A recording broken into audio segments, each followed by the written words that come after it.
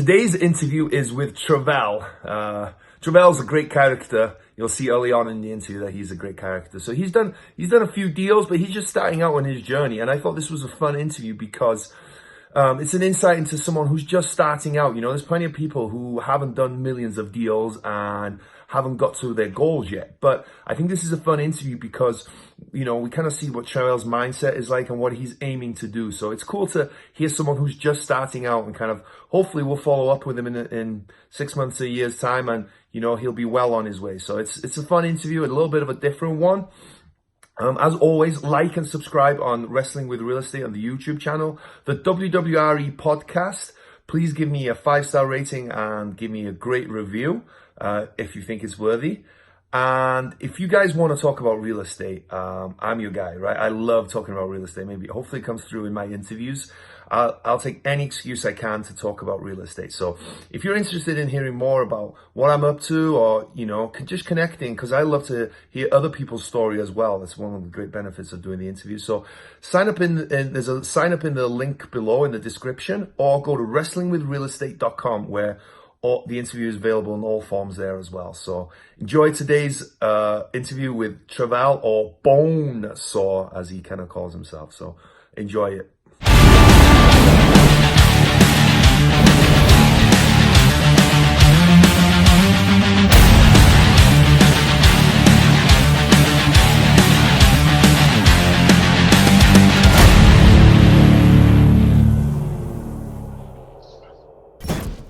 Hello and welcome to Wrestling with Real Estate, where we look to chokeslam all your real estate problems. I'm your host, former WWE wrestler, and now Cirque du Soleil performer, and of course, multifamily real estate investor, Barri Griffiths. Now today we have Travelle or TD. Which one do you prefer? I prefer Bonesaw. No, I'll go by Travelle. That'll work. Okay, Bonesaw is your wrestling name? No, that's actually it's an old reference to a movie with Macho Man Randy Savage. Okay. I crushed it, I'm sure. Absolutely. Well, thanks for making the time. We tried once already, and there was a mix-up with the times and everything else like that, but I'm glad we were able to make it happen. I'm in the Dominican Republic, but do you want to tell us where you are and a little bit about yourself and kind of what your background is and what your current focus is? Sure. So I'm currently in Rockville, Maryland. I'm all of about less than a year here. Previously, I was on the West Coast, in Alameda on the Bay Area, pretty much Bay Area of California previously. Miss it there, but nevertheless. And then before then, we were in Arizona. Me and my wife, and now I have 2 kids, but in Arizona before then. So before then Florida. So we've been around, so to speak. So moved quite a bit for the position that I'm in, and so that's just a part of it. So we get to see a lot of the U.S. You know, I can't say there's any particular place I'm from. Like, I'd like to say I'm from Orlando, Florida, but I've been all over. Born in South Carolina, lived in Nashville, Tennessee, moved to Florida. So I'm all American, if you can say.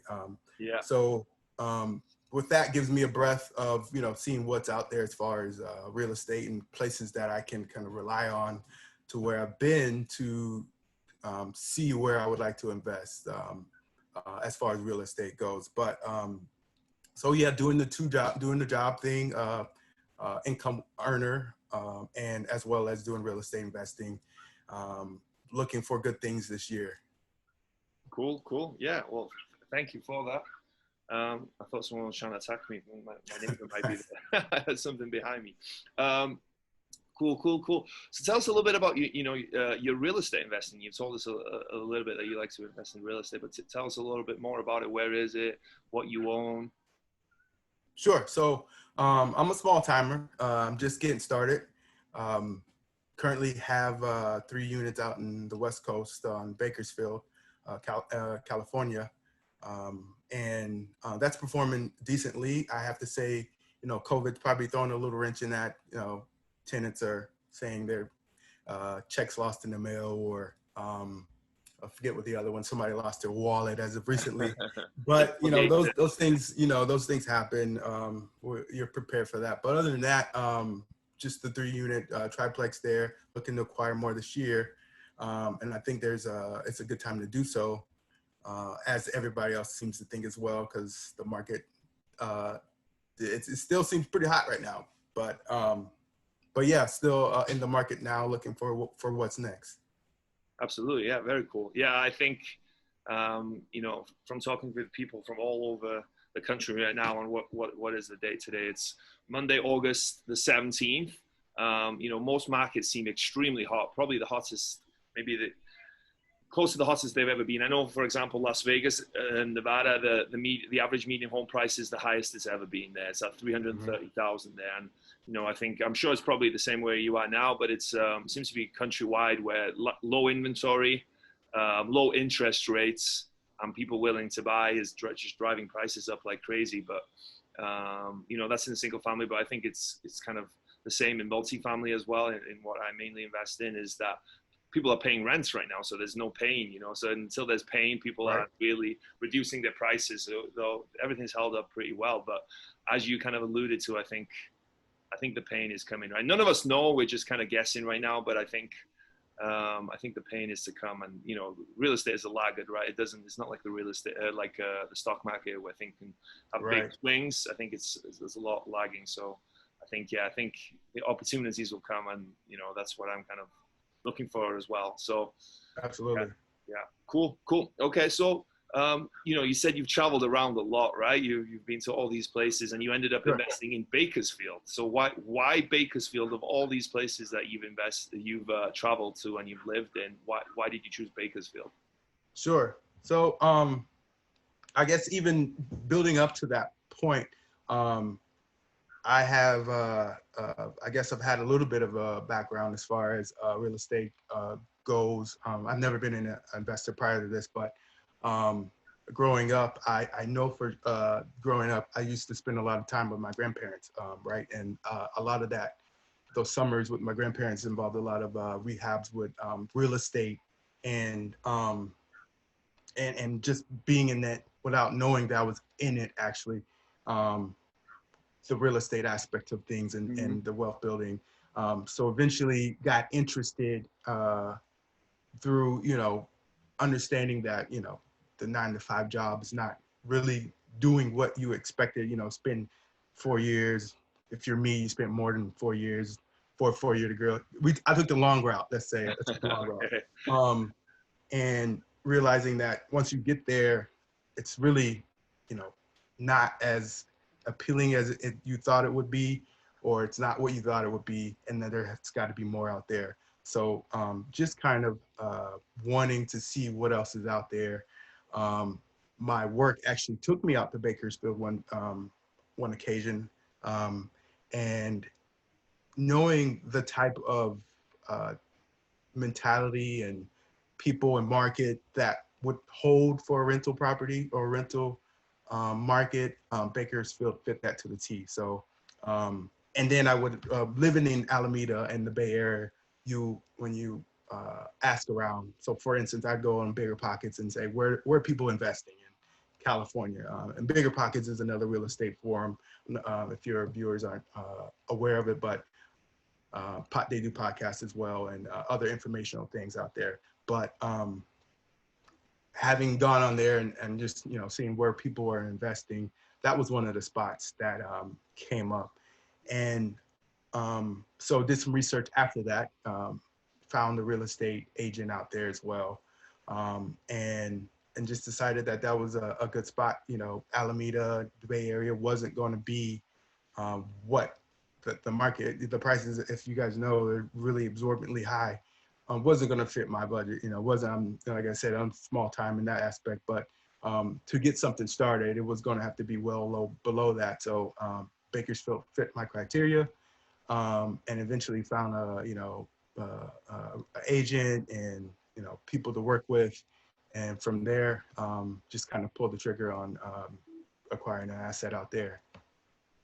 Yeah, I think there's a lot of interesting stuff, because with this show, I think it's really important that you know, yeah, it's cool to talk to someone who's got 2,000 units and all this and other stuff. But, you know, there's so many people out there that, you know, either want to get started in real estate or maybe just not aware of the powers of real estate and what you can kind of do. You know, everyone thinks that real estate is for the super wealthy, right?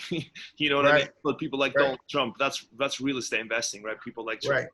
But little do they realize it's people like you and me and people all over the country that are just trying to better their lives, and that, you know, they can start out small. You know, they don't have to own these 10 million, $100 million properties. You know, you can start out with something smaller. So I think it's really interesting, your story. So there's a lot of stuff on there that I want to kind of unpack a little bit. One is, you know, you talked about Bigger Pockets. I think for anyone who's listening today is interested in real estate and who hasn't yet checked out Bigger Pockets, go to biggerpockets.com. I'm not affiliated with them whatsoever. I wish I got some money, but I think that's a great resource to start off with if people are interested.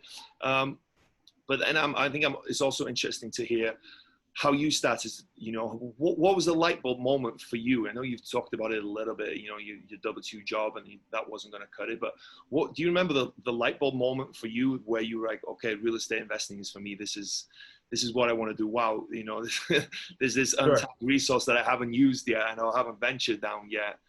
Do you remember that moment? Sure. And I guess I kind of alluded to it, but yeah, I think the seeds were planted with, so my grandparents live in Florida as well.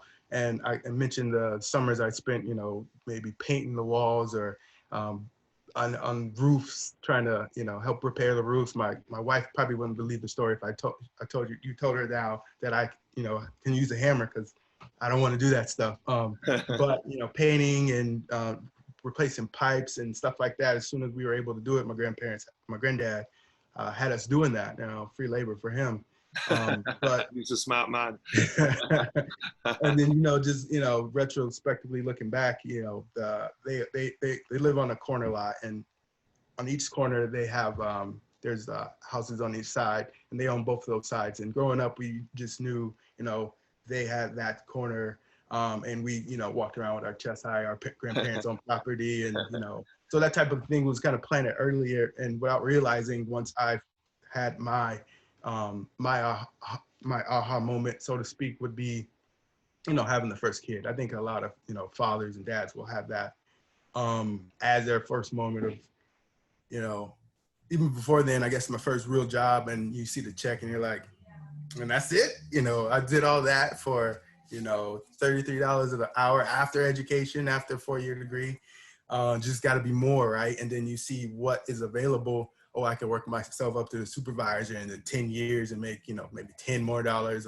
So, you know, you realize it's just not going to cut it. Or if you want bigger and more, that you're going to have to do things a little differently than what they've taught you, so to speak. So, as much as I'd like to say, you know, reading Real Estate Millionaire got me thinking, it was really those experiences growing up. But those absolutely helped me along the path, you know, reading Real Estate the Millionaire Next Door helped you realize that, you know, you can do it too. It's not just hitting the lottery, right? It's working hard and kind of planning out that you can be that millionaire next door, so to speak, or investing in here and there, and seeing that stock market, you know, comes and goes, hit and miss. You have little control over that. So the control you have with real estate, reading about the control and what passive income was my aha moment, meaning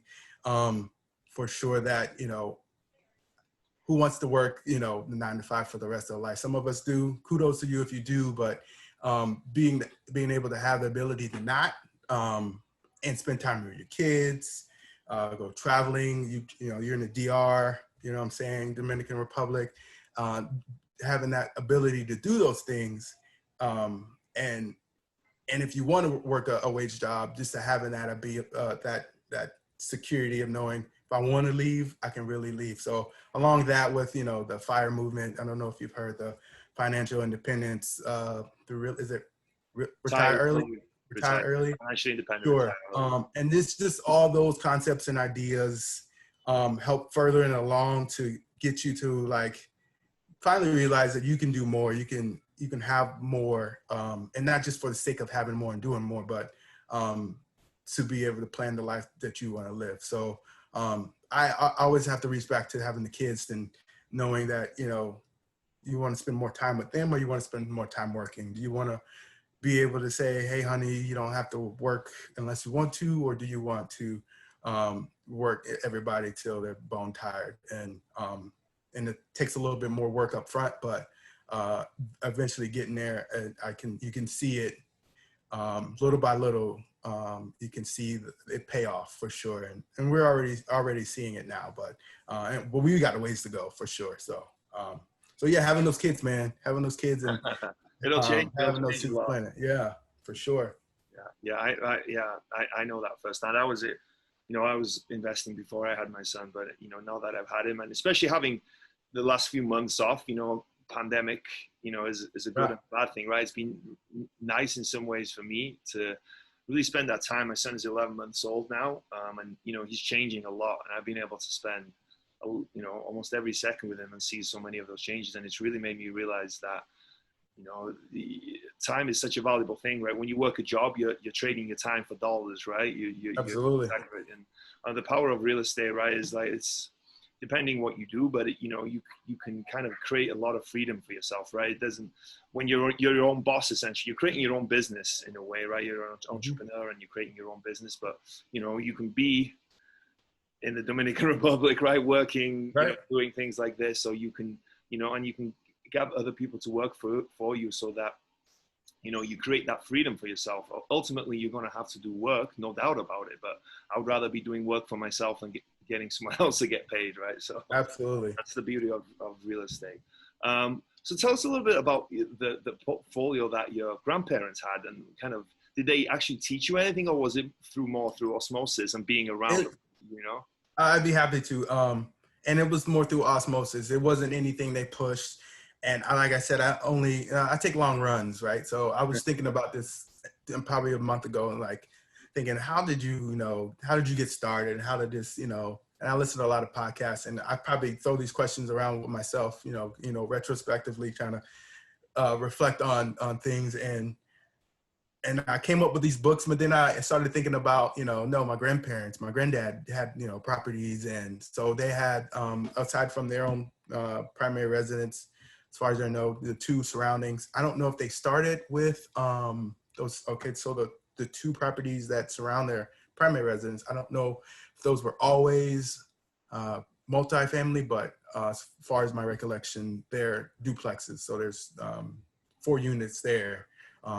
And just seeing, you know, people come to pay them money, you know, monthly, you know, kind of like, man, that's, you know, that thought, now thinking back, is like, yeah, people come and pay you money to live, you know, you pretty much get to pick and choose who your neighbors are, and they're paying you to stay there. It's awesome. But so those properties I also own in that same neighborhood, like a convenience store that has, I think my uncle at one point took on it as a barber shop, and there was a corner store attached. And so my mom runs that store now. In that neighborhood, Corner Market, it's called, and the barbershop is being rented out by somebody else. But so there, and then there's a few other properties that we didn't do too much hands-on, and since then they've probably got rid of, sold off some, but probably about 4 or 5 properties growing up. And sometimes, you know, the free labor on the summers from us, we'd hit up the plumbing when it, you know, older places with older plumbing and things falling apart. There was no better trade other than my granddad is also was a teacher for the Florida School of Deaf and Blind, and did shop work, you know, like construction. So he used some of his trade into that. So a lot of the work was from him or us, and mainly him, obviously. And then my uncle that lives in the same neighborhood is also into the real estate as well. Run a sheetrock company, putting up sheetrock in the area and throughout that area, as well as owns real estate and vacation rentals. And I'm sure the vacation rentals aren't doing so great right now, but previously that was another avenue for him. So those moments and those aspects, it never was forced, and never was something, hey, this is what you should do. Hey, this is a path. But just being in it, growing up, kind of points you to it without, you know, indirectly as it may be. But as a path and help solidify that you can do it, and that that somebody has done it. So, and people you can rely on when you were going through it yourself. So somebody to turn to when you can. So yeah, all those things were a big impact thinking now. But yes, like I said, never anything that was kind of laid out to me and as a path. Yeah, well, I always ask people who might be second or third generation real estate investors kind of what they do, because, from a selfish point of view, I'm trying to figure out how to do it with my son, in the future, because, Sure. There's a saying, right? And I always mess the saying up, but it's like the first generation builds it, right? Or they buy it and they run it. The second generation maintains it, and the third generation loses it, right? Or they sell it, right? Because it's like, as it goes down each generation, they don't have an interest in it. So many times you'll hear a story about how someone got a great deal from someone's son because they had no interest in the real estate. So obviously I want my son personally to be in real estate because I know how amazing it is and how much I love it and what it can create in terms of a lifestyle for you and everyone around you. But obviously I know as well firsthand, my background is my family ran a construction company, right, back in Wales, UK. And they passed it down. My great-granddad passed it down to my granddad. My granddad passed it down to my dad. And everyone fully expected me to take it over. And I remember from an early age, everyone was always like, when are you going to go into business? How soon are you going to go into business? Oh, you're going to run the business one day, blah, blah, blah. And that pushed me away. I remember from an early age thinking that I don't want this. This is not something I want, because it was so forced on me at the time. You kind of rebel, right? When you're a kid, you don't want to kind of do what everyone expects you to do. So, looking back, it worked out for me. But, I'm thinking of the same. So that's why I always trying to ask that question, because and so as I'm asking that question, it'd be interesting to see, have you thought about how you're going to do it with your kids? I know my son's only 11 months old, so I got some time, hopefully, but, I think it's important to try and pass on something to them like that. Oh, absolutely. So, as I said, I do listen to a lot of podcasts, and that those things come up, and it does put a seed in your mind of how you intend to, once you do have kids, how to pass it on and keep it going, or maybe even increase their learning curve towards what you were, so they can already be either there or beyond by the time they're your age. So I did bite the bullet on one of the Kiyosaki board games. I don't know if you've seen one of those. Cash flow? Yeah, the cash flow for kids. Yeah, man, that game is really complicated. I don't care. Even for me, I'm like, this is, so me and my wife played it one night, and we were like, what? This is for kids? I'd hate to see what the adults version is, but nevertheless, so just trying to implement little things. Even now, we're doing like, fake currency for things that she does to encourage, obviously, the behavior, but also to get used to dealing with money and things of that nature. So, and then as well as I think the properties are going to have, I think the first one is under Easy Properties, which is initials for my daughter, and just having those things that they can be attached to and know when they grow up that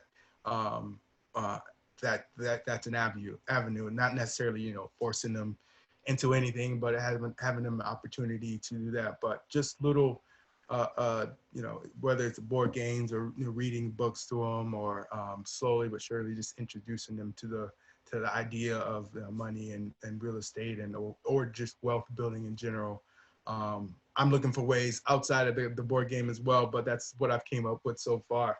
That's what's been on the market. So if you come across some, let me know too, because try playing that game one of these days. Oh my goodness, and it costs like $80. So you need to go on a Facebook Marketplace or something and find a site. Right. Well, no, actually, it costs $80 now, but I think it was like $40 or something then. But it went up in price. But geez. I'll have to give it a go, and I'll give the kids version a go.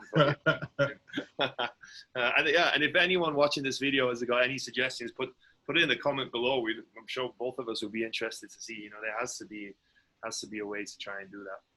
So let's go back to that first deal, right? The 3 unit that you have.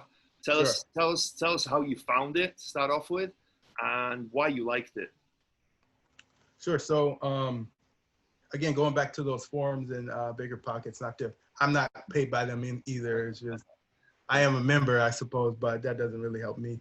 But yeah, just going in there, and before then, I don't know if you've ever heard of or been to those seminars or those this one. I'm not going to say it by name, but you know those seminars that you have to pay for money to. So I went to a couple of those seminars, and I stopped at, you know, when they were trying to ask me for like credit card information. I'm like, all right. So having went from there, and then I took one of my friends with me that had, you know, small portfolio. I think he had a house in Oregon or something, but he was more inept in real estate with that one house than I was at all. So, and he's like, you know, there's sources you can find out there for free instead of these guys trying to, you know, funnel you into their programs, which I'm sure maybe some people have benefit from those programs, but not when it's $40,000 for a program.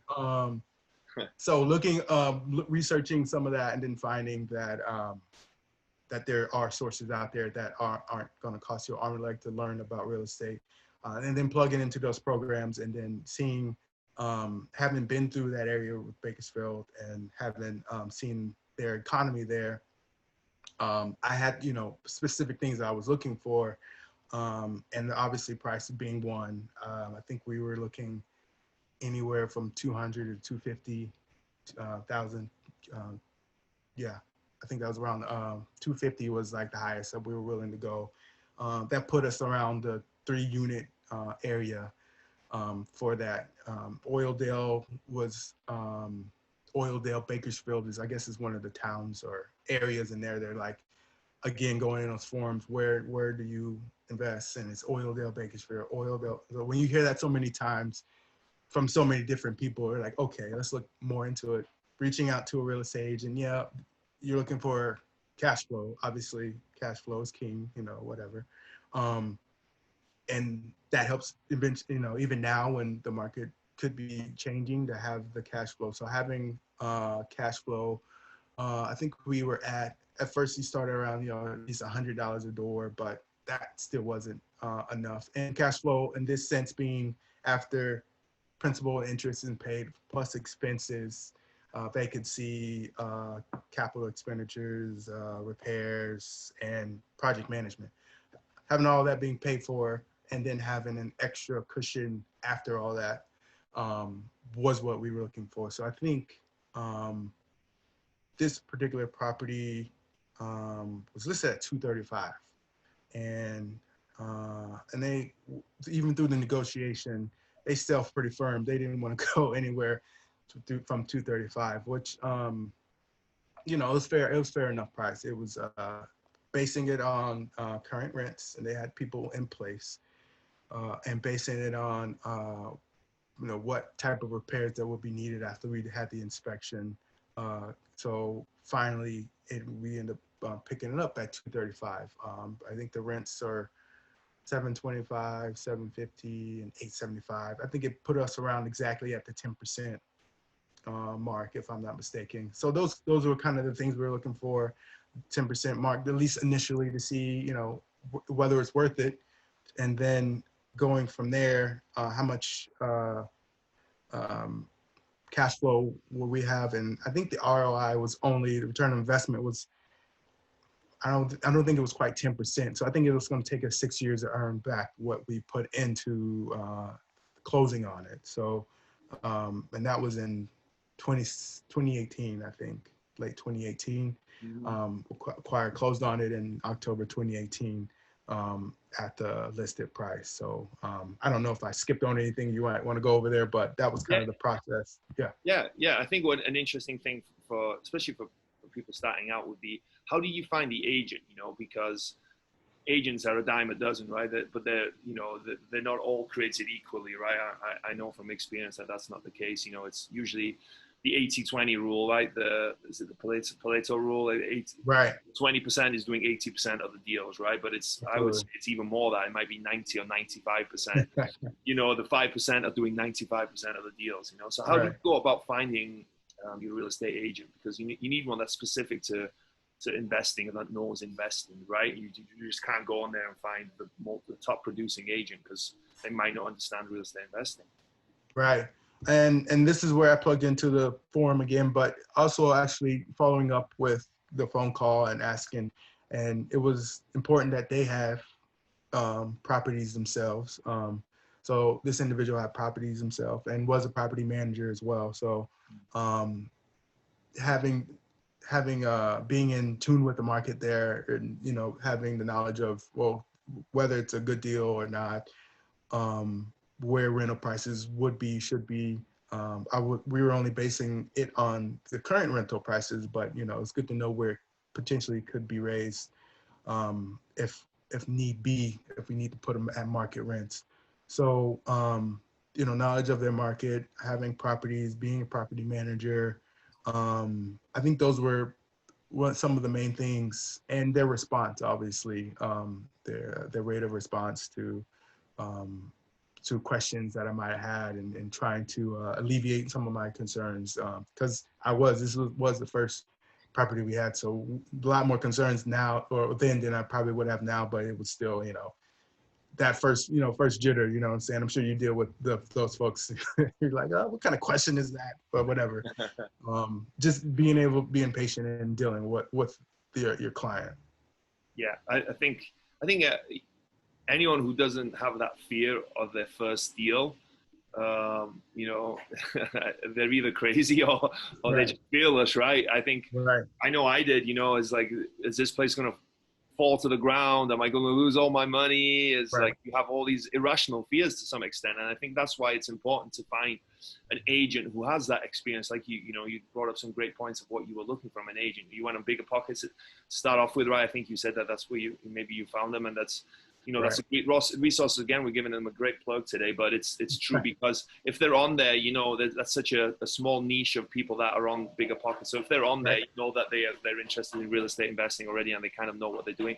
But the fact that they also owned real estate investment property themselves, you have a comfort level with that as well, to know that they have experience of doing it themselves, because it's one thing to say and talk about real estate, but if you haven't done it yourself, it's a completely different animal a lot of times. So if they've done it, and the fact that they're also a property management company as well, that they have knowledge of the market, they understand rents, they understand expenses of running an investment property. So I think those are all great points for someone who's looking for an agent to represent them. And the last one is a very good one as well, the response rate, right? Because anyone who's been in real estate and dealt with agents, that you can find ones that they just don't respond. I don't know why. It's just the strangest thing. I don't know if they just don't like checks, or if they just don't. I don't know what it is, right? It's the strangest thing, right? Being an agent can be challenging, but at the same time, it's not that hard. My wife is one now, right? She's having challenges because of the COVID, but she's always super responsive. Even if it's 10 o'clock at night, she'll reply to a text or a phone call. And that's all it takes, right? Is being consistent. Right. Yeah, so it's definitely something for you to consider as well. If someone's not getting back to you in a day or two max, right? You probably want to think, well, they're not the people for me. So I think that's some great bit of information for people who's starting out, who might be thinking, okay, I want to invest in real estate. How do I find an agent? And go ahead. No, go ahead. I was going to say, and the response part also comes in when you're ready to pull the trigger, and you don't hear from them for a day, and then the property's gone, right? That's happened before.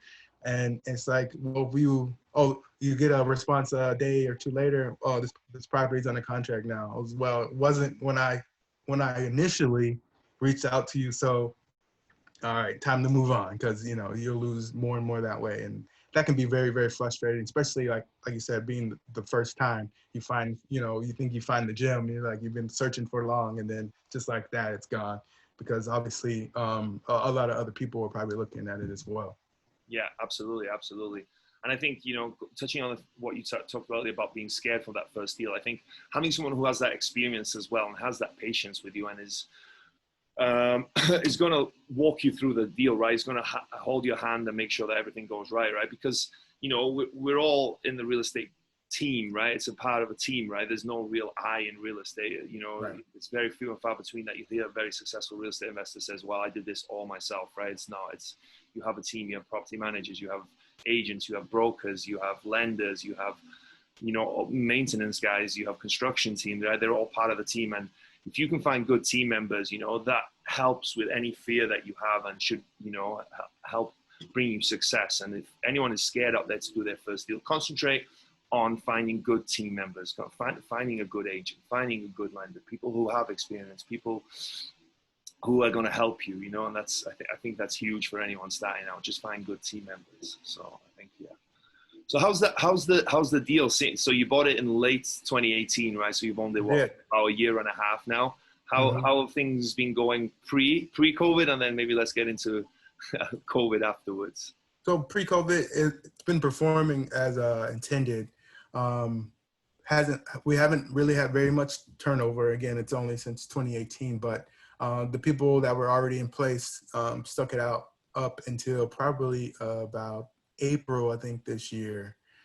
And that was, I guess that was a little bit post-COVID, but they might have already had intentions to move out. But that just gave me opportunity to use some of the money that reserved from the cash flow to kind of flip it and bring it up as far as upgrades. So that was kind of good. We were able to upgrade the flooring and appliances and stuff like that, hopefully add a little bit of value to it.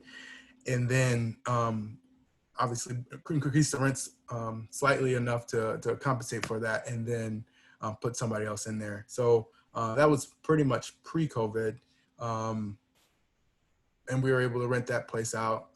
As of recently, I'm going to say the first of this month, we had our next tenant go ahead and leave. And I think they actually said it was COVID related. So going to take the opportunity to kind of do the same thing to upgrade those units, because these were it's the tile floors, towel counters, like some of the stuff. It's durable, and for that market, it's probably still what it needs, but just to bring up the value a little bit more. So we've kind of made upgrades to some of the, I think we did vinyl plank wood floors, I want to say, or something in the one of the units, and we're going to look to do the same thing for the next unit when we probably sometime this week. So continue to do the same thing, and then we'll see with the next unit as well, and probably do some of the buy, rehab, and rent, and then probably refinance it. With these numbers right now, kind of pushing for that. Hopefully by the end of this year, after this next turnover, unit turnover, to refinance it, to take advantage of these really low rates, and after hopefully increase the value enough to. We'll see if it's worth taking the cash out refi, but definitely trying to bring down the mortgage for sure. So it's been performing as needed, and hopefully it continues to do so. I think the market there hasn't been hurt too much, but we'll see. We're still hearing things of what's to come, so we'll see. Get it done quickly. I think that's right. Yeah. So how did you talked about financing there, refinancing. How did you initially finance it? It was through your typical conventional 20% down. Yes. How did you find your lender? How was that one? I want to say, gosh, we went with Lanier Loans. I don't even remember how we found that one. It wasn't any form or anything. It was just, I probably just looked up whoever had the best rate, and I probably like Bank Rate. Is Bank Rate one of the ones, or Linden Tree? Whoever had the lowest rate, and I think I went through the that service. Okay. I was just wondering if you, what kind of finance? Some people finance these things with hard money and private money, but you just went with 20% down traditional finance. I did. Okay, cool. And something else that you just mentioned as well was that you had reserves, right? For people starting out, they might think, okay, I'm going to buy this property. Rent is $1,500. My mortgage is $1,000, so I'm making $500 a month, right?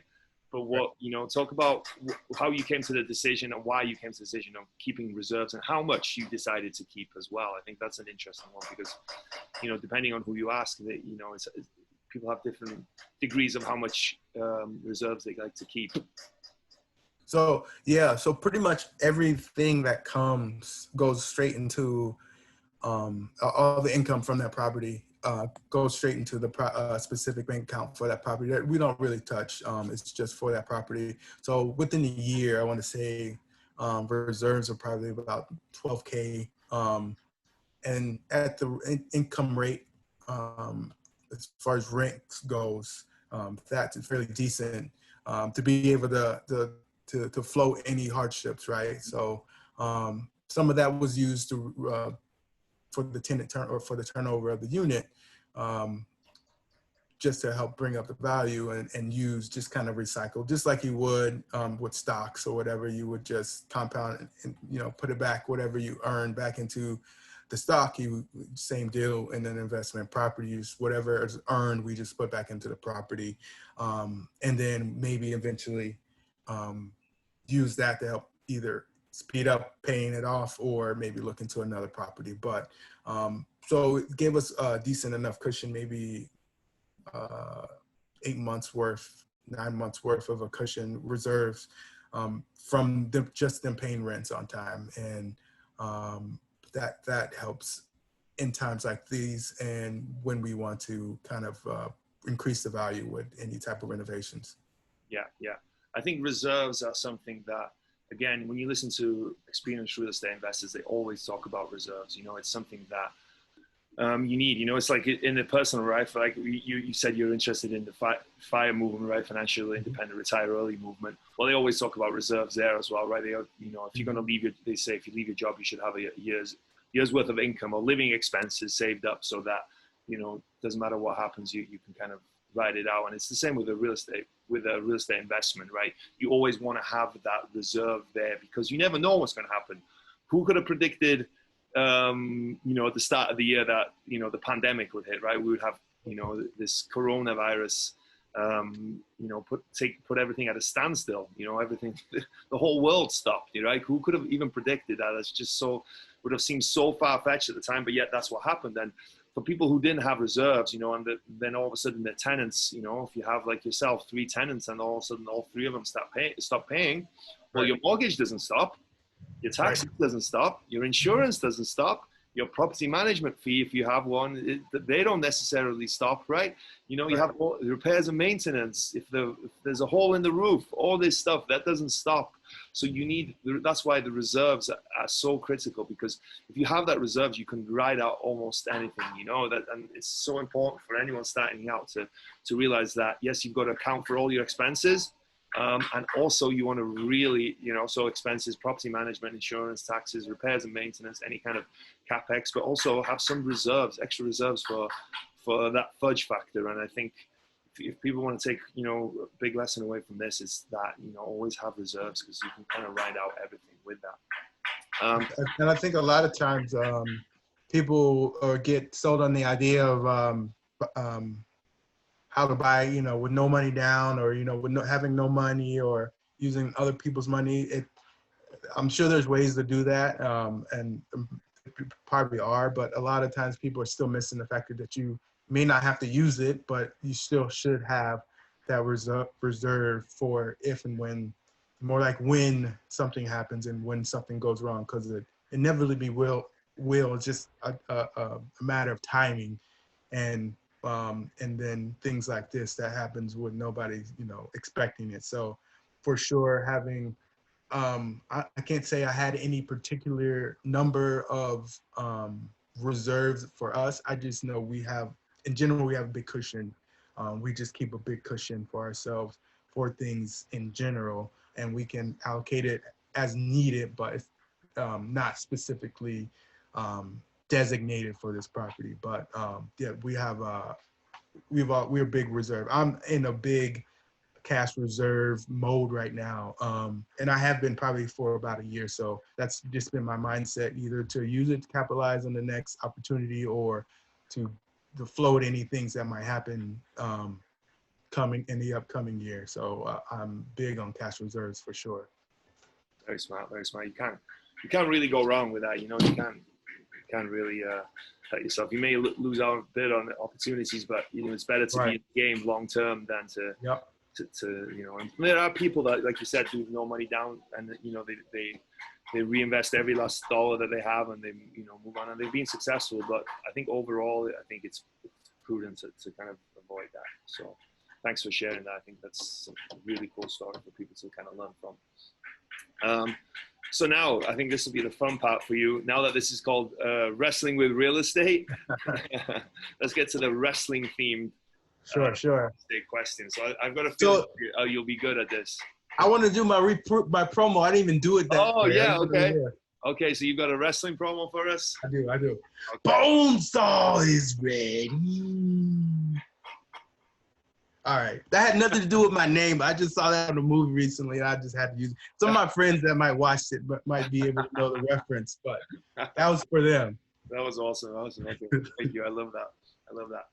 So if you were a wrestler, which I think you could very well easily be, I can see that. What would be your wrestling name? So, I can't. So I do a post with Active Dad, and that would make active-dad.com, but that would make a horrible and terrible wrestling name. We'd all can agree to that.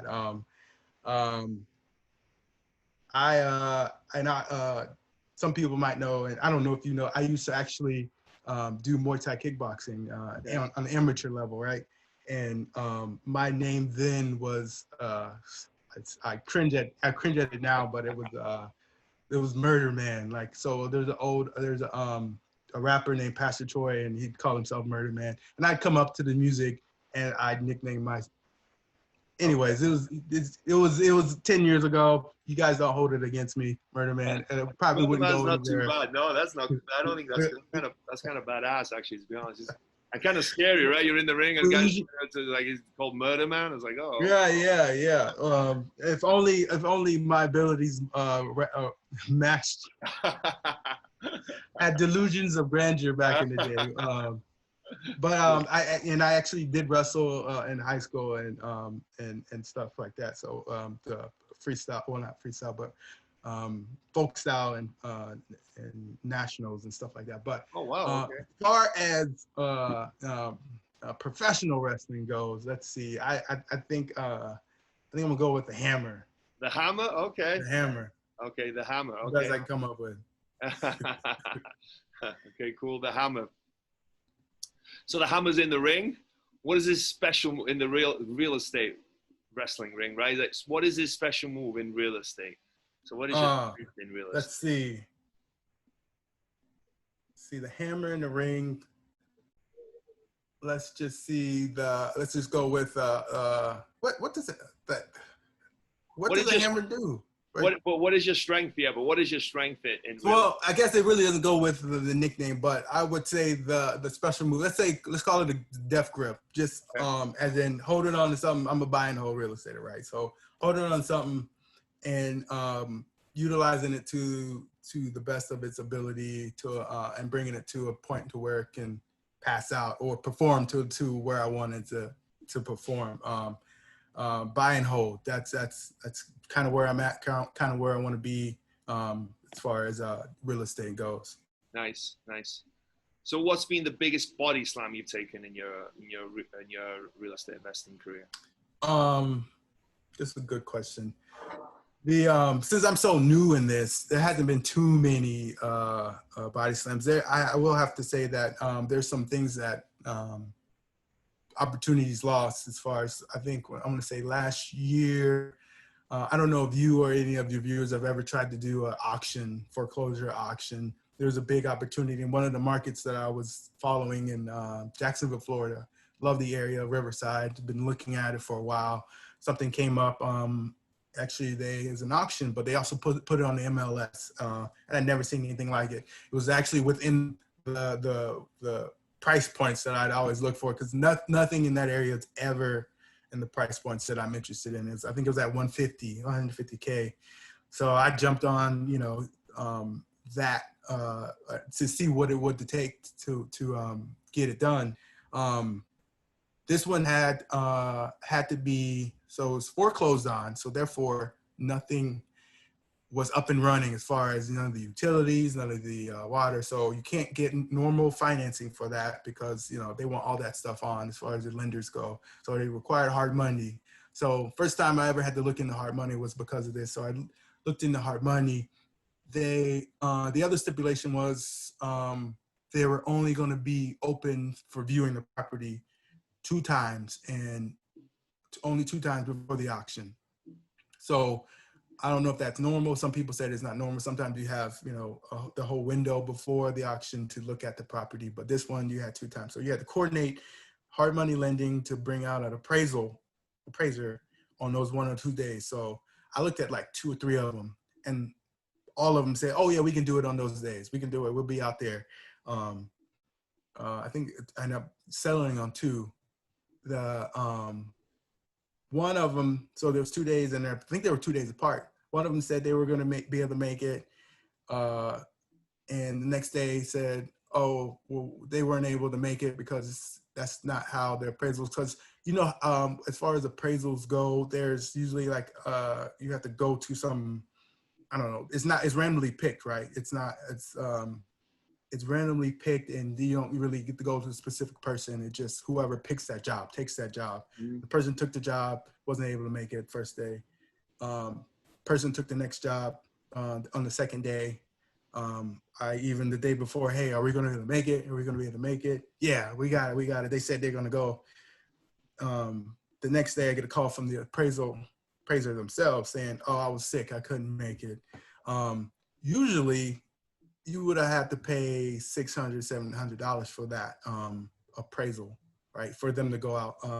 Both of them were waived. Those fees were waived because they didn't make it. And then the last person was like, "Well, can I go back out there?" I'm like, "No, those were the only 2 days that this auction had this appraisal for this triplex, I believe." Went on to wanted to still see the process through with the auction. So they called me a day before the auctioneers called me the day before the auction or the day of the auction saying, "Hey, your bid was too low.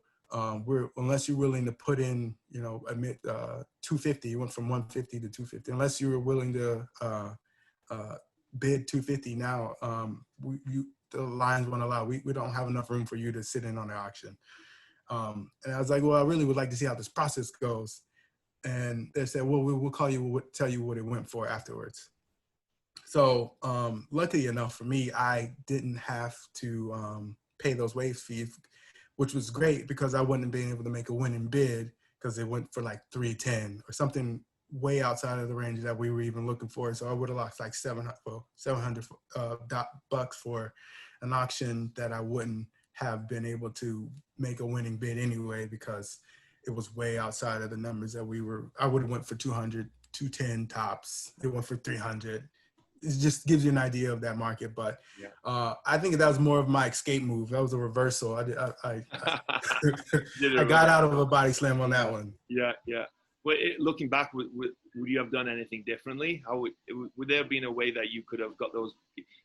I know it worked out that you didn't have those guys go appraisal, but right. Looking back at it, the deal could have gone for 150, right? And you could have lost out on that. So if you were to do it again, is there something you would do differently?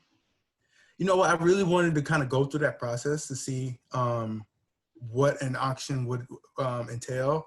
And I was kind of willing to lose that because, again, it was in the area and a property that I hadn't had my eye on for a while. And it's like, this was a great deal.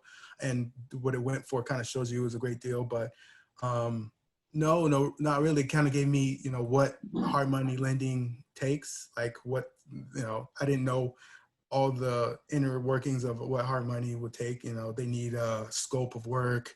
They need, the things that they need from you to even get somebody out there. And that scope of work, getting a general contractor to come out there to look at the property. That's the other body slam. I didn't even say what that was. The general contractor, the initial one I brought out there, ended up saying, I told him up front I was doing it long distance. Again, this is Jacksonville, Florida. I was in Maryland then. I told him up front, yeah, I'm in Maryland. I just need you to go out this particular day and let me know. He goes out and look at the property. Then he goes to say, you know what, I don't want to deal with, long distance, people out of state anymore. Turns out he ends up trying to put a bid on it himself. Oh man. So, and I found that because one of the real estate agent that I went through initially, that was her friend. And then she told me, what did you bid for? Because so-and-so bid this much and he didn't make it. I was like, I knew it. I knew he was, the reason that he gave me wasn't legit, because I told him up front, hey, I'm in Maryland. I just need, anyway, so another body slam. Maybe that was my body slam. I don't know. But no, the whole process in general is kind of just eye-opening as far as what hard money is, how to go about, and what I'll need going forward if I ever choose to go a hard money route. So I don't think I would. I just think I dodged. That was God's plan right there. I didn't get hit on as far as any losses on that one. Yeah, cool story. I'm glad it worked out. That was like you said, that was a reversal, right? You Right. ended up giving the body slam. So was there a moment you were standing on the top rope, getting ready to jump in the real estate ring, but you were scared? What was it, and how did you overcome it? That's a good one. I think the initial one, just and it's the only one to go through, but just going through the numbers, and then you probably can attest to it as well. I'm married, right? So you have your own internal negotiation to go through, especially if it's your first time doing it, right? So there is having to show that this can actually be something good, and it's a lot of money up front. It's a lot of trepidation as far as, I think it was like $60K. That's not chump change, right? And then having to say, hey, we're going to put $60K on something. Again, I was in the Bay Area then, and it was probably 4 hours away. I never put eyes on the property myself. It was all through inspections. It was through an appraisal. It was through my real estate agent. Other than pictures, I'd never seen a property. And some people might find that hard to wrap their heads around, of you haven't even seen it. They could be lying, these things, which is all true. For first time, especially if you're the first time, a lot of people won't even do things that they can't go see or can't put their eyes on. But having that one took a lot of work, just because you have to work through that with your partner, right? Because you got to convince them as well. So lucky enough, obviously it worked out, but it could have not, right? If you don't take the appropriate steps and are able to back it up with the numbers as well, right? You got to show that, this is what we look to see, they make, and even conservatively. So you do what? I think we mentioned the expenses, the CapEx. So 40%, I'm pretty conservative when it comes to that. So after it's said and done, this is, if you got extra to cushion it, look, nothing's for sure. Nothing has no risk, but this one has at least this amount that I've seen at that point. So, and then going through all the other ones you've gone through, and then being able to show, hey, look this one, look at this one, look at this one. Then go through the process with you. So that one on top of the ropes, but we were able to pull through on that one. So that was good. And hopefully the next one as well, and the next one, and we'll build on that. Yeah, and keep the ball rolling, right? Right. So yeah, and the cool thing is now that you did that one, and it's been somewhat of a success, right? It's you've had some issues with COVID or whatever, but ultimately I think the deal sounds like it's going to be a success. For your spouse or for your significant other, for them to see, okay, it Right. wasn't a disaster, it wasn't this horrible thing, and actually it worked out pretty well, and we're going to do it again. And I think it's a proof of concept, not only for yourself sometimes, but for whoever around you, because you're surrounded by family, surrounded by your kids, your wife, whoever, brother, sister, mom, dad, grandparents, whatever. Sometimes it's just as important to convince them, right? Because your family, it's important to have them around and to have them involved. So I think that's great that you're able to talk about that. And to piggyback on that, I've even, because of that, and I'm willing to share, I do have a lot of friends still, hit me up, hey, how'd you do this? How'd you do that? Hey, I'm interested. Or, how do you convince, so they'll, plug into you knowing that you kind of went through it as well. And that's just from my willingness to share. So yeah, there's a proof of concept help for me and hopefully others as well that that are in my circle or not, you know. So yeah, for sure. Very cool. Well, thank you for being on the show today. Thanks for answering all those questions, and you know, talking about your 3-unit, how you got it started, your grandparents kind of getting you interested, even though through a little bit of a, you know, free labor. Which is great. As I think my son, as soon as he can swing a hammer, I'm going to be sending him on site. Yes. But you know, it's a really cool story, and I think you said only 3 units start off with, but it's not just only 3 units. It's 3 units. It's 3 units that a lot more people will maybe never ever get to, you know, because they'll be scared of. And I think, you know, stories like yourself are so important for people to hear and to see that what they can do and what they can achieve if they're willing to kind of dive off that ledge a little bit and take that first step into real estate investing. And it's not scary, and it's not, you know, a disaster, and it's, you know, it creates wealth, and it helps your family to have, you know, hopefully one day that freedom, and to create a life that, you know, you can dream of, because it's out there for all of us. Absolutely. I'm with that. And thank you for having me. I've been looking forward to this. So thanks again for sure. No, my pleasure. It's been a lot of fun talking to you. Before we go, do you want to share where people can get a hold of you? You mentioned a website that you have before. Talk a little bit about that, and where people can get a hold of you. Sure. So I do run a website, active-dad.com, and just pretty simple. I like to keep things simple and basic. It's really just reaching out to everyday dads to help them find ways to prioritize physical activity. In my circle, and maybe in your circle and other people's circle, we see it every day. There's, you know, especially with having kids, you know, there's reasons and there's sometimes excuses of why we can't do the things that are benefit us physically and with our health. But not to make an excuse, it's just to realize that you prioritizing physical activity helps with your longevity, can help with your wealth, can help with your, you know, your work life, your happiness, all that stuff. Just simple steps of, you know, making it a part of your daily life. So I run the active-dad.com just in general, just to get dudes like us motivated to continue to just grind at it, and in a way it puts our family first as well, when we, you know, focus on ourselves, our physical, mental, and spiritual health. It's all important in the grand scheme of things, even, you know, as we are trying to build wealth, for sure. So check it out.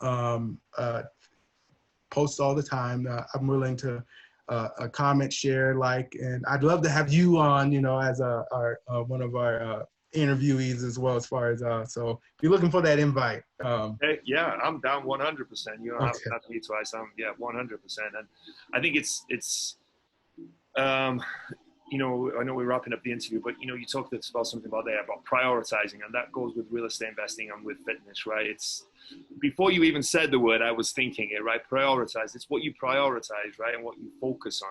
So it's with real estate investing, right? Let's talk about that for just a second. It's like, if you prioritize real estate investing and you make it an important, it's not ignore your family. It's not forget about everyone else, but make it as a priority, because our lives and our happiness, you know, is a priority, right? And it's the same with fitness. Unless you prioritize it, if it's just something that's secondary or something that's, you know, you're not so worried about and you don't care about so much, you're never really going to get the results. You can have the best diet, the best program, the best whatever equipment, the best workout clothes, the best workout playlist. It doesn't matter, because you haven't prioritized, right? You haven't decided that it's the priority for you. And I think I just wanted to highlight that, because I think that's just such a nugget there, right there, is to prioritize.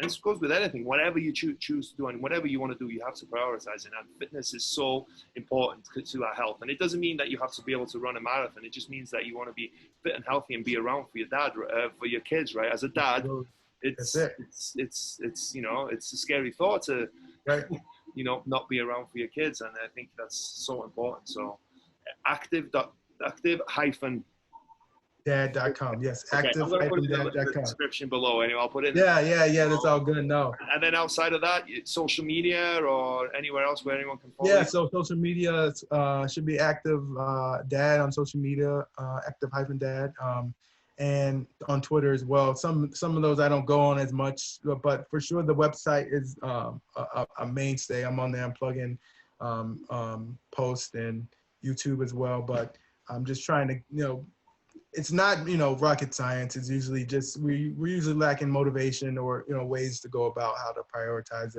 and interviewing folks like you or other actual people that are in the industry to help people find ways to do it. Because there's ways to do it, and maybe you haven't seen it from a certain perspective for you to realize you can do it this way or that way. So very simple. I like to keep things simple, not to overcomplicate things. Let's just get it done, right? Yeah, absolutely. I'll put the link to all those in the description below. So, TD, thank you so much again. Or the hammer, or bone saw, or Bone saw is ready. well, hey, I really hope people know what movie that's from. But yeah, I loved it, man. It was great. Yeah, me too. Thank you so much. It's been a lot of fun talking today, and I'm glad you were able to share with everyone your story because, again, I think it's so important for people to realize what are there, that they have options out there to invest in real estate. So thank you so much for that. All right. Prosperity. Cool.